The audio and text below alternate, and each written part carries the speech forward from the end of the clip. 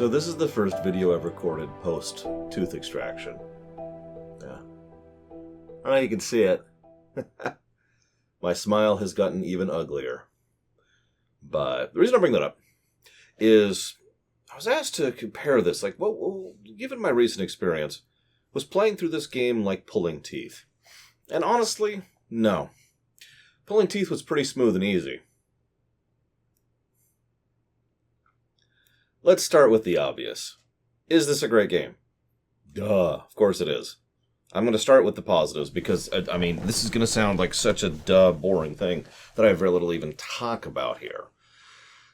This is a game that everything I say in a positive manner about is going to be the same things you've heard from every other reviewer in the universe. And your friends who asked you to play this game.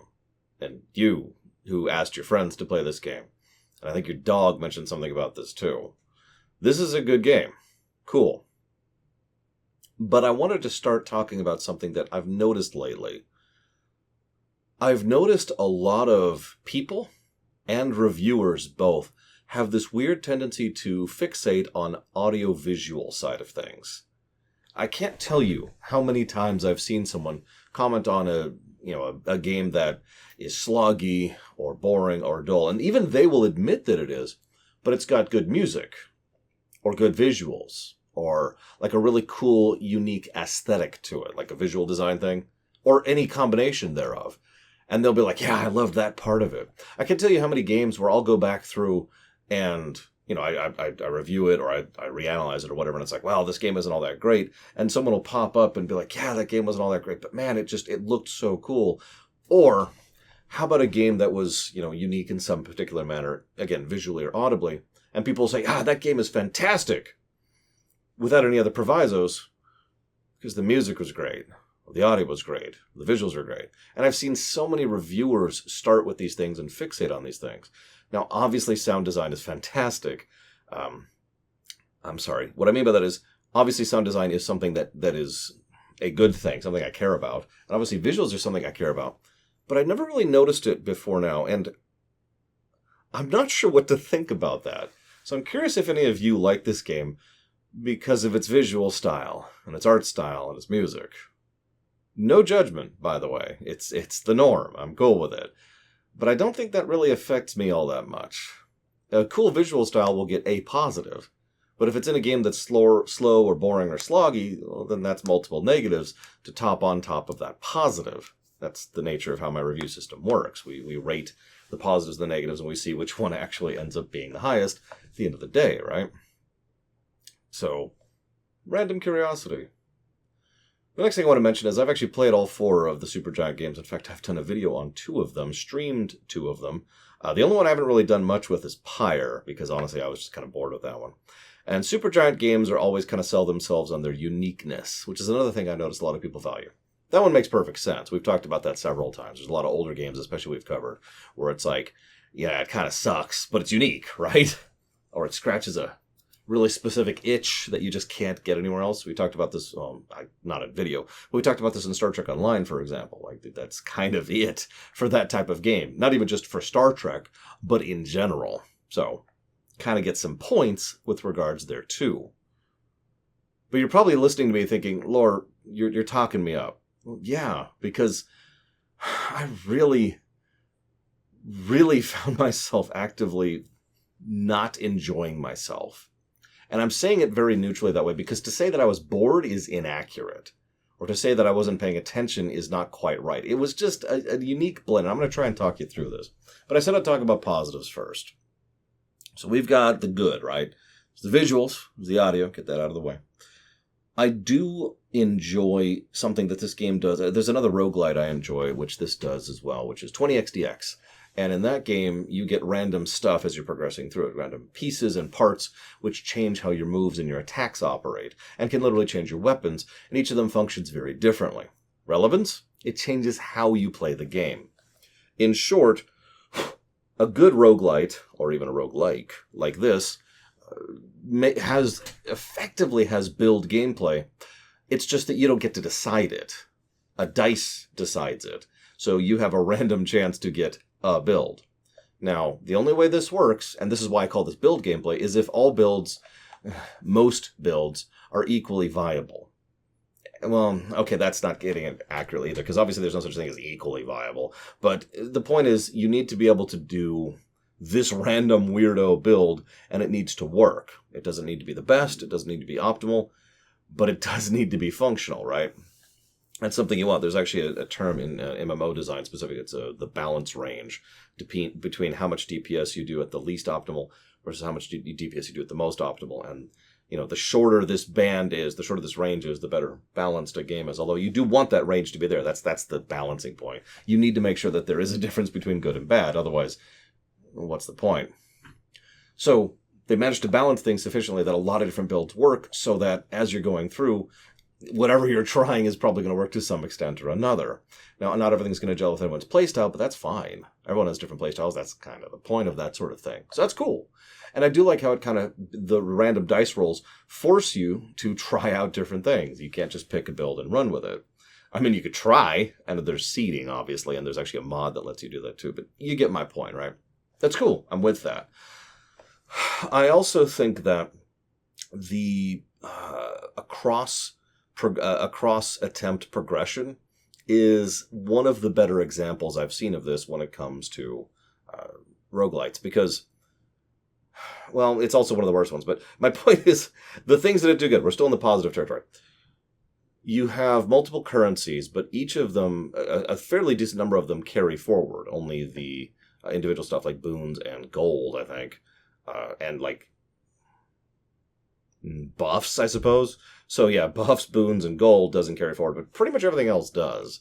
So the nectar you get, or the darkness you get, or the gems you get, or the keys you get, all that stuff carries forward. And of course there's the exchange office, which allows you to try and turn what you don't have, or don't want, into what you don't have. That's cool. It also allows you to decide what you unlock in what order, since what you're interested in is going to depend on your particular playthrough. That being said, a bit of advice, since we're still in the no-spoiler territory. Go for the nectar immediately. You need so much nectar in order to see all the people and get all the stuff maxed, and just go for nectar. Just go for nectar. Anyways, so that's cool. I like that. I like the trade house. I like the progression. I like how you can unlock not just new weapon types, but also more stuff in the mirror.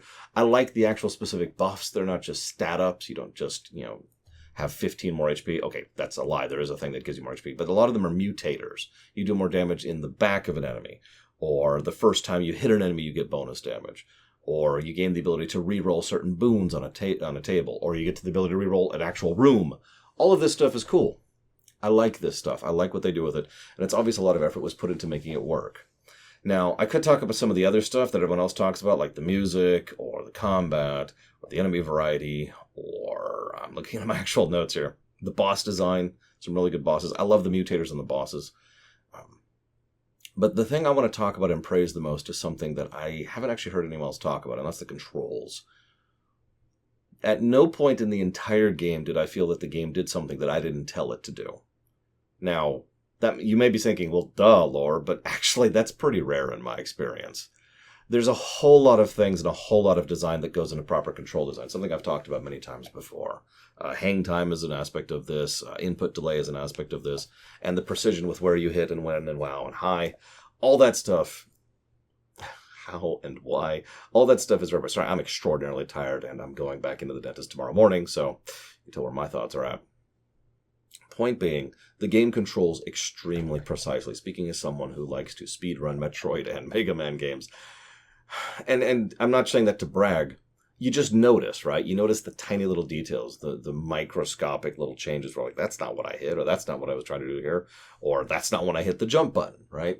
You notice those kind of frame timing issues, and you notice those kind of input delays, or those kind of flaws, or those kind of, that's not what I did. Never had that issue the entire playthrough. 17 hours, and I never actually had that issue once.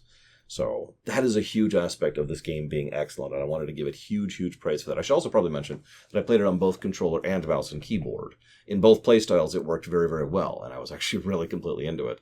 There's actually some benefits to both, depending on your playstyle. For example, when I was using the gun, which I can't remember the name of, mouse and keyboard was a little bit better because the aiming capacity.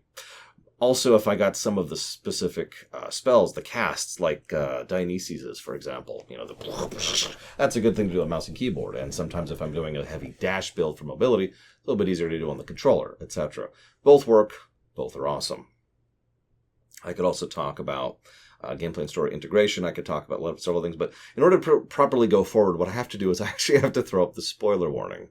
But before I throw up the spoiler warning, if you were paying attention, I just mentioned something, and that's that this was about a 17-hour playthrough. In fact, it was 17.57 hours. You're probably thinking, that's really low. That's because this is an incomplete run. And I cheated. I'm not ashamed of either of those facts, and that's probably getting into my opinion a little bit. But in order to really talk about this further, I need to go ahead and give the spoiler warning. So, spoilers! Spoilers in 3, 2, 1. After you beat the game the first time, after you do one successful loop, you gain access to several new features, and the game kind of continues progressing. But one of the biggest features you gain access to is the Pacts of Punishment, which are awesome. It's actually probably one of my favorite aspects of the entire game. Ignoring the obvious fact that this is a way to grind specific items, that barely even matters to me. The fact that it is an optional mutator for difficulty, that's legit. And most of it is just stat stuff, which is just whatever, more enemies, more health, more damage, blah, blah, blah, blah, blah. But one of them in particular was so good that it got a positive by itself. And that's the fact that it changes up how the bosses are. The bosses actually have different arenas, or they wear armor, and, Theseus has a freaking minigun on his chariot, or whatever. They actually vary up the tactics and approach and terrain of the bosses to completely change them into functionally brand new boss fights.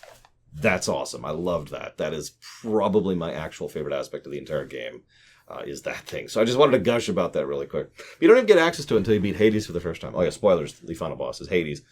Loreshok. Now, before I actually talk about the gameplay negative stuff, I want to talk about the story really quick, because I don't have much to say about the story. It's a good story. It has one thing I really want to praise and one thing I really want to, bash. Actually, two things I want to praise, because I want to mention that the voice acting is really, really, really good. Speaking as someone who's worked as a voice director for years at this point, the voice direction, the voice acting is the right pace, the right tone, the right tempo. There's probably 3 times in the entire playthrough where I heard someone give one word off in terms of what I feel like that line should have been read as. 3 times. I can even think of the examples. I'm not going to bore you with them. Because it's all really stuff. It was like, that's the way I should go. No, that's the way I should go. It should have been more questioning thing. Point being, very good voice acting. Absolutely phenomenal. Huge positive. I like the characters. They're really interesting. I like how they portray... They do good exposition. You learn a lot simply by your interactions with people and their interactions with each other. Despite the narrator, which... Why is the narrator even here? The fact of the matter is, you can tell right off the bat, there's a lot of question marks that are posed. The intro starts hard, in a good way. It just, all right, so we need to get to the surface, and I need to do this, and I can't tell them their secret reason. And I'm going to work with the Olympians, but they can't know the truth of why I'm working with them. But they think I'm going to the surface, and they're all trying to make it sound like Olympus is awesome, and they're awesome. But, as we play through the game, it's revealed that Olympus is it's Olympus. Spoilers, Greek mythos sucks. I don't mean it sucks from an outer. I mean, like, they're all evil. They're all evil. It's evil all the way down. It's just this concave of evil. I love how that's portrayed. I love how that hook gets you. And then, fast forward about 17 hours, then I love what they do at the end, where we finally meet Persephone and we convince her to come home. And they come up with this big elaborate lie in order to try and just kind of be like, can we just sweep this one under the rug? And it's wholesome, and it's enjoyable, and it's awesome. I love the character stories, what few I was able to see of them, and there were several. I love... Deuce is the best character, don't even at me. It's good stuff. So I mentioned I wanted to talk about 2 things. The first is I like how small scale the story is. While there could arguably be a plot, a war that is being threatened between the Chthonians and the Olympians, the truth of the matter is this is a dude who just wants to see his mother again. That's it. That's the plot. And I like that. It's so rare that I see a game that manages to actually understand that stakes are not just about size, scale, or quantity, but can be augmented or even made high by virtue of how you present it. One person, one kid, trying to find his mother is presented as a large stake and a large-scale story. Or not large-scale, sorry, large intensity of the stake. And I love the way they do that. That's awesome. But there is one thing I don't like about the story. Literally only one story negative I gave the whole game. Can you guess it really quick before I tell you? It's the pacing. Oh, but pacing doesn't even work? Yes, it does. Here's the problem. While pacing obviously partially depends on how your runs are going, how your specific attempts are going, the reality is that's not even my concern at all. It feels like a game where you get... I'm going to use the analogy I used on stream. Let's say you're driving down the road. Or if you're in Europe, you're riding the bus or riding the bike down the road. Or if you're in Australia, you're, riding in the pouch of the kangaroo down the road. And you see a billboard. And the billboard has a paragraph. It's like, oh, that's cool. I can't wait to see the rest of where that's going. Then you keep driving or riding or hopping. And you get to the next town. And then you see the second billboard. And then you see third, fourth, fifth, sixth, seventh, and eighth. And then you go to the next town. And then you see the ninth on the way there. And then you go to the next town. And then you see the 10th because they just skipped that previous town. The pacing of the story presentation is absolutely all over the place. It lurches constantly. And there's huge swaths of nothing and arguably empty text followed by long sections of far too much. And it's pulling me out of it constantly, which is a damn shame because otherwise the story is actually excellent, as I've already mentioned. So let's talk about gameplay. I've done a lot of praise of the gameplay, and I stand by that, but I already mentioned that I didn't actually enjoy this game, and it's really hard to explain why. And at first, I tried to really talk it out, because I was having trouble really putting a finger on it. And early on, I complained about the repetition, which is a complaint I stand behind. At the end of the day, to use Diablo 3 as an example, in Diablo 3, when you get to endgame, when you're doing the adventure mode, there's several things you can do. You can go do random quests, which you can do bounties, which is the big thing, or rifts, which is the big thing, or grifts, which is the big thing. 3 main activities. Each of those is functionally fairly different and operates differently and rewards you differently. So you have a bit of a loop. Each of them kind of lend into each other, too. You do bounties to get stuff, to do certain specific methods of progression. You do rifts to gain gear and experience, and, of course, a couple other things. And, of course, you do grifts in order to upgrade your gems, and a couple of little benefits as you go. All these things push you forwards in different ways, and all of them are different activities which play completely differently. Now, imagine if you're playing Diablo 3 and all there is, not even just in the adventure mode, but just the whole game, is just rifts. Because that's what this is. Now, I know what you're going to say, Laura, that's what a roguelite or roguelike is.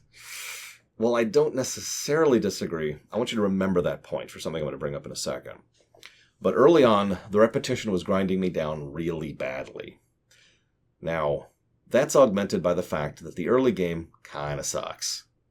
Getting to the point where you actually start to progress at all, especially if you don't know how to do so optimally, is not great. I mentioned earlier the trade house in order to rotate things into what you actually need. I actually didn't know properly how to use that until someone in chat flat out told me. I was like, oh, okay, well, I'll use that to unlock the keys, and I should be using the keys to unlock the mirror, and then I should be focusing on getting nothing but darkness to get the first few upgrades so I can get to the point where I can have a few more one-ups, let's call them what they are, and be able to progress a little bit more, get a little farther, get a little more used to the combat, the areas, and the bosses. I didn't know any of that at first, of course. Now, you could say that I'm a moron, and that's certainly valid, but my reason for bringing all this up is progression in the early game is pretty wonky, and let's call it what it is, grindy. Because you do an attempt, and then you die, and then you do an attempt, and then you die, and you do an attempt, and you die. And effectively what you're doing is grinding progression. Now, how much grind is acceptable is debatable, of course. Because, obviously some grind is acceptable. You want to be able to... You don't want to be able to blast through the game. Could you imagine doing several things first try? Sorry, I actually managed to kill the dual boss first try, which I'm legitimately proud of. But Theseus and I can't remember his name, the Minotaur. But you don't want that to be the norm, right? So you want to have some kind of grind. But then getting to the boss of Elysium and then having to rewind and go all the way back through Tartarus, which is just a slog because you've got this, because it's so easy. But it's not faster, remember that. And then you have to go all the way through Asphodel again, which is just kind of frustrating, and you're still not quite getting used to it. And then you might die on the Hydra, and then you have to go through Tartarus again. Early game is pretty grindy. Ironically, late game is also pretty grindy in a completely different way. Nectars. And also getting the ancient blood, the Titan blood, in order to upgrade your stuff, and the other things you can do with the Pact of Punishment. So, you grind in early game, you grind in late game. There's also the fact that you have to go through 10 plus loops successfully in order to really beat the game. Which, we talked this out quite a bit on stream, and I think after some very careful thought on the matter, it is specifically the sheer quantity of the repetitions that bothers me the most there. If the game required you to beat Hades and go through the loop 3 times, I don't think I'd even bring it up. It wouldn't even occur to me to. It's like, all right, next attempt, let's go. 4 times would be when I'd start to notice and be like, and it just kind of slopes off into bad the more you go from there. That's me personally. Everyone else is probably going to have their own different perspective on this. But it reminds me of another game, which I'm not even going to mention here because it's a spoiler. It's an RPG, starts with a B on the 3DS, that's all I'm going to say. And in that particular game, in order to progress at a certain point, you needed to just go effectively do the entire game over and over and over again. And it got kind of old because, duh, right? And again, more than 3 times, so that sucks. But now I want to talk about the big thing. Because it didn't even occur to me until the first time I hit the Temple of Styx. The first time I hit the Temple of Styx, and I started pushing through that, I started having fun. Now, it wasn't the first time I'd had fun with the game, but I'd been just kind of in a mood of, well, I just started zoning out. I made the comment the first day of stream that I wished I had like a movie or a television show that I could watch on the side so I'd have something to do while I was playing the game. And that sounds unkind, and it is, but it's not like the combat is disinteresting. In fact, the combat is fantastic and complex. As I was saying on camera, every second I was making multiple decisions about what to do based on which enemies were where, and where the terrain was at, and where the traps were at, and what my abilities are, and it's just this non-stop, amazing, very engaging combat.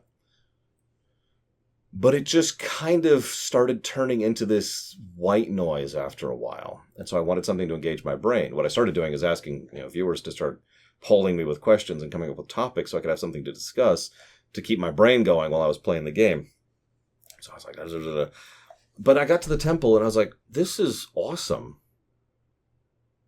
And so the attempt after that, by the way, that's when we turned the cheats on. I should explain. So what happened is we got to Hades and died on his final phase. So not the first time his health bar is reduced, but the second time his health bar was reduced, when he had probably about that much health left. And I'm not even exaggerating. You can check the VOD if you don't believe me. It was a sliver. It probably was like 10, 5 health, an absolutely minuscule amount of health.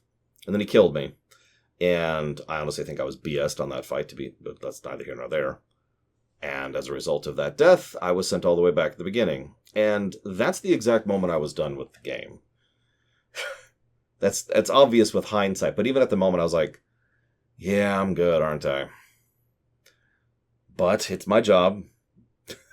And the only reason I kept playing the game was because it was my job.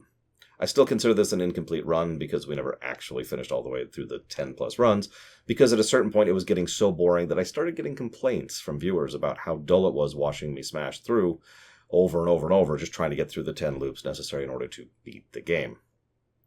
But I'm getting off topic. So the second loop, right? Or rather, after failing on Hades, we went ahead, turned on some cheats, and went through the loop again, that time succeeding. So it's technically our first successful loop. And I was paying attention to how certain things were going. And I noticed that the game had a problem that a huge amount of video games have, which I've talked about many, many times. It's called seconds in minutes. Seconds in minutes is when there's a lot of micro moments of padding. And they're always micro. It's not like you have to sit here and hold down A for 20 seconds. No, I'm talking about little things that take an extra second or two. Or maybe you have to run across a room longer than you should, or maybe mounted speed is slower, whatever. You know what I'm talking about. It's a very common concept, and it's a huge element of game design, usually for the worst. And this game has a lot of seconds and minutes, and I never really noticed until that playthrough. Let me try to explain this, because you go into a room, and the room can be relatively small, but it's also probably decently big. Sometimes you have to run around just to even find the enemies that you need to kill to progress. If you kill all the enemies in the room, there's usually a second wave of enemies, especially from Asphodel onwards. So you kill all the enemies, and then you wait about 2 seconds. And then the enemies spawn, and then you start killing them again. By the time you get to Elysium, the enemies almost all have either armor or armor and shields, and entirely too much health. So it takes a little bit longer to kill them, usually several seconds. And you see where I'm getting with this. Between the size of the rooms, the health and padding of several of the enemies, and the respawn delay, and the quantity of enemies you're fighting, the game's just feels like it's being stretched out per loop. And that's important. Because put yourself into this Temple of Styx levels for just a second. If you don't remember the name, it's when there's Cerberus there, and you got a bunch of options here, and you have to go down them and find the specific treats in order to bribe Cerberus and let you go. What do all of those rooms have in common? One spawn wave, or no spawn waves at all, actually, just the initial spawn. And there's only a few enemies, they don't have that much health, and the room is small. And as soon as you go through, it's just... And it's just as engaging as the rest of the game. You're still paying attention. They can still crush you if you're not. And usually there's like some larger encounter at the end of the sequence. Is the relative pacing of this. And the moment I experienced that for the first time, I realized how much the rest of the game, in my opinion, should be like that. This is my biggest thing here. All the other stuff I've talked about would take some work and some effort and would honestly be very hard to do. But I think this is the biggest change I would make to this game, is shrink down the padding of each loop to the point where going through a loop is just next, mini boss. Okay, next, and then boss fight. Awesome boss fight. Let's go. Boom. We're done. And I say this even acknowledging that a typical run through Tartarus only took me I want to say about 5 minutes. But even ignoring that, I still think that padding just drags the entire experience down. Because you have to remember, we're mostly talking in the realm of successful attempts. What about the failed ones? What about when you die because you screwed up, or because you didn't dodge at the right time, or because you were out of health, or because the boss got a lucky hit in? And now, well, now you have to start over. Starting over is a lot less painful when it's that much quicker. There's another reason I brought up 20xdx earlier, because 20xdx is a game where you just kind of through in almost the exact same manner that I just mentioned, and then you move on with it, right? And that's my biggest complaint about the game. It's probably the reason I didn't enjoy it, because I love a huge number of aspects of this game. I love the way they designed their story. I love the way they constructed it. I love the stakes. I love the scope, the characters. The music's phenomenal. The visuals are wonderful. Gotta comment on those things.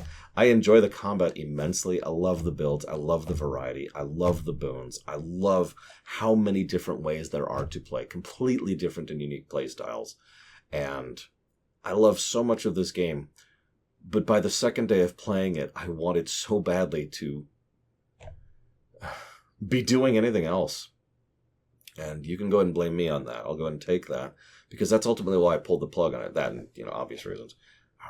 Because I reached the point where I honestly just wanted to stop playing the game. I was on loop 6 or 7, I want to say. I don't remember the exact number because I lost track after 5. I know I was 5+. And I was going through the loops, and I had no care left. It was all gone. And I was at this point, and I realized that even though I was mega cheating at this point, specifically to get to the late game content, it was still taking so long and just being so arduous that I was completely de-invested in it. I was like, okay, I guess I'm just going to pull the plug. So I'm going to go hide from my comments section for the next, usually about a day and a half. That's about how long it takes for people to comment, and because I usually don't get that many comments in the future. If you're from the future, hi. This is 2022. This is August, I think. Not sure what day it is. I hope you enjoyed my thoughts regardless. I'm actually curious if anybody else has the same problem I did. I really am. Because I really think that if this game, the whole game was done in the style of the Temple of Styx thing, God, that would actually be really awesome. But it isn't. It's still a great game. And I'm looking forward to seeing what they do next. Because at this point, I've covered all of them, haven't I? Except for Pyre. Nobody plays Pyre. I'll see you next time, everyone.